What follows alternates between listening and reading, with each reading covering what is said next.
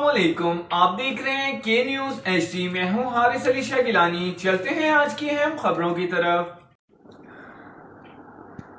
Breaking news سے آگاہ کریں گے۔ الیکشن کمیشن آف پاکستان نے 4 حلقوں میں ضمنی انتخابات کی تاریخ کا اعلان کر دیا۔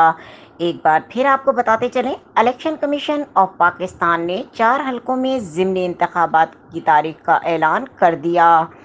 چیف الیکشن کمشنر سکندر سلطان راجہ کی زیر صدارت الیکشن کمیشن میں اجلاس منعقد ہوا۔ اجلاس میں الیکشن کمیشن نے NA 157 PP 139 PP اور 241 PP 209 میں ضمنی انتخابات کا اعلان کرتے ہوئے بتایا کہ ملتان، شیخوپورہ، خانیوال اور بھاول نگر کے ان حلقوں میں ضمنی انتخاب 9 اکتوبر کو ہوں گے۔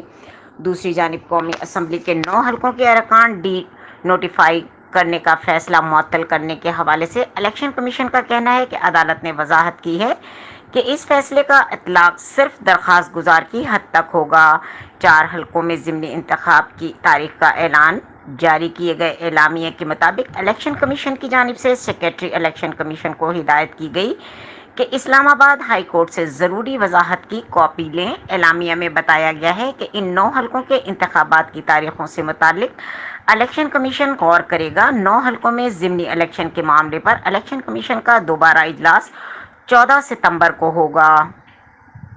مزید خبروں اور اپڈیٹس کے لیے ہمارے ساتھ رہیے گا۔ تب تک کے لیے اپنا خیال رکھیے گا۔ اللہ حافظ۔